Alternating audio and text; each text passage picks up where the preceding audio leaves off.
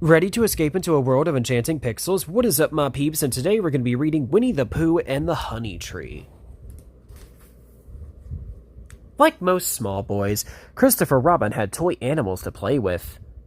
And they all lived together in a wonderful world of make-believe. His best friend was a bear called Winnie the Pooh, or Pooh for short. Now, Pooh had some very unusual adventures, and they all happened deep in the 100-acre wood, where Christopher Robin played. It was the enchanted neighborhood of Christopher Robin's childhood. Winnie the Pooh lived in the 100-acre wood all by himself under the name of Sanders, which meant he had the name all over the door in gold letters, and he lived under it. Interesting. One day, when Pooh was sitting by the fire warming his hands, he heard his clock strike. When he heard that sound, he knew it must be time for something, but what could it be? Since he was a bear of very little brain, he had to think about it in the most thoughtful way he could. "Oh yes," he said, at last getting to his feet. "Time for my stoutness exercises," whatever that means. And he stood before his mirror and began to touch his toes and straighten up while he sang a little song. "When I up and down, touch the ground, it puts me in the mood. Up, down, touch the ground, in the mood for food.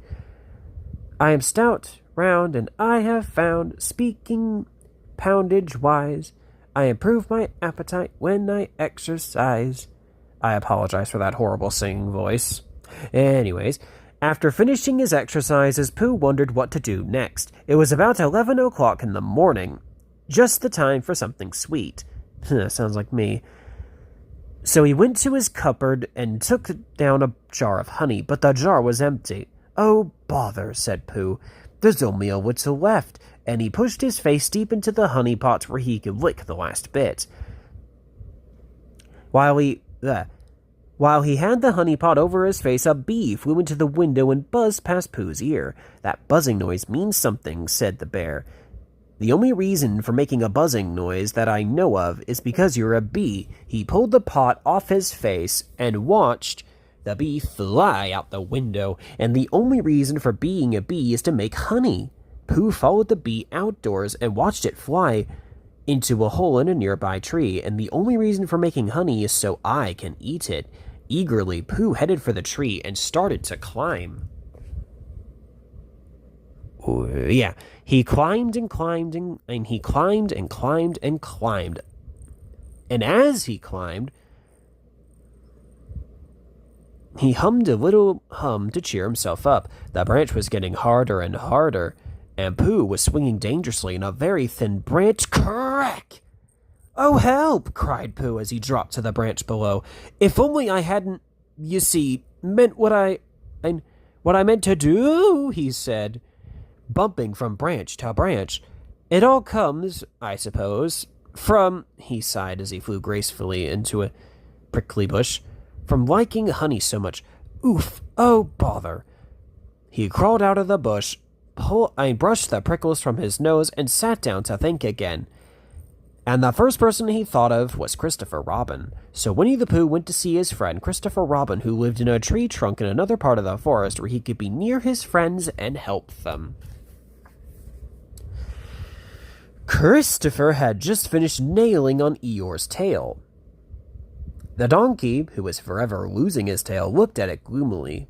"Thanks," he said. "It's not much of a tail, but I'm sort of attached to it." Just then, Pooh arrived. "Good morning, Christopher Robin," he called. "Good morning, Winnie the Pooh," said Christopher Robin.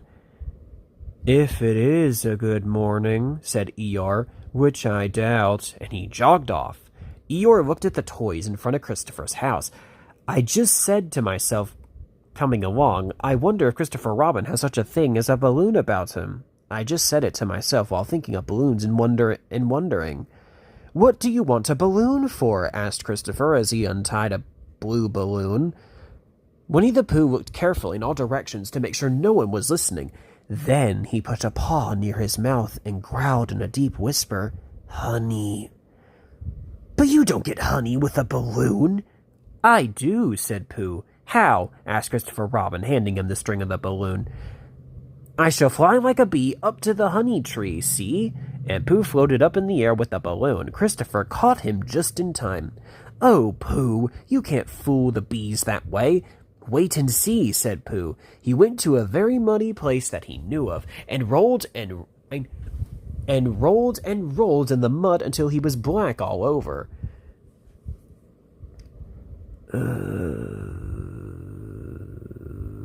Hold on 1 second. Now, there we go. Now, he explained, I'll be a little black rain cloud under the sky blue balloon. Christopher Robin smiled at Pooh affectionately. Silly old bear, he said. They walked over to the honey tree together, Pooh holding onto the balloon and Christopher Robin holding onto Pooh.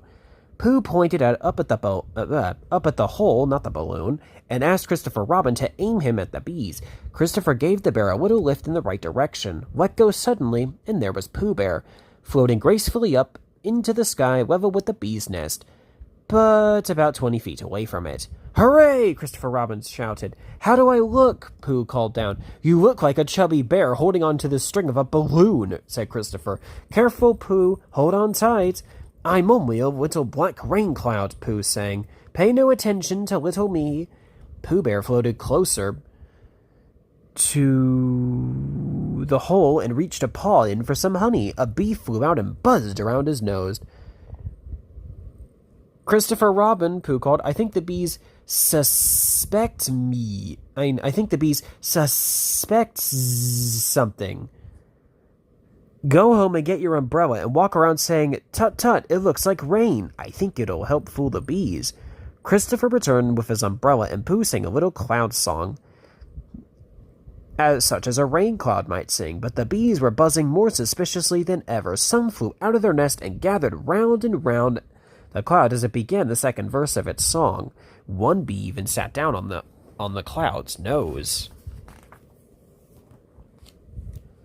The swarm of angry bees attacked the balloon. It began to lose air, and Winnie the Pooh floated slowly down towards the ground. Christopher Robin, Pooh called. Oh, bother, I think I shall come down. But Christopher Robin caught him before he could hit the ground, using the umbrella as a shield as they splashed across a mud pond, leaving the angry bees behind. I've been thinking, Christopher Robin, said Pooh as they sloshed across the pond, and I've come to a very important decision. Christopher Robin, you can never tell with bees. The end. And here's some history about the book and movie. Now, here's a fun fact. That costume down there of Pooh is actually, I believe that was used at the Disneyland park down there. This little picture down here. It says at the bottom right, at the Walt Disney Studio in Burbank, an actor dressed as Winnie the Pooh cavorts in front of the animation building. But I think this costume was used at Disneyland for a little time, or for a little bit. It would not surprise me, given the amount of costumes Disney has had in their history. It just wouldn't surprise me. But anyways, enough of me rambling. Don't forget... hold on, before I say that, enough of me rambling, and the next story stop will be another classic, The Jungle Book, in the next video. So now, with that out of the way, don't forget to like, comment, and subscribe. Talk to y'all later.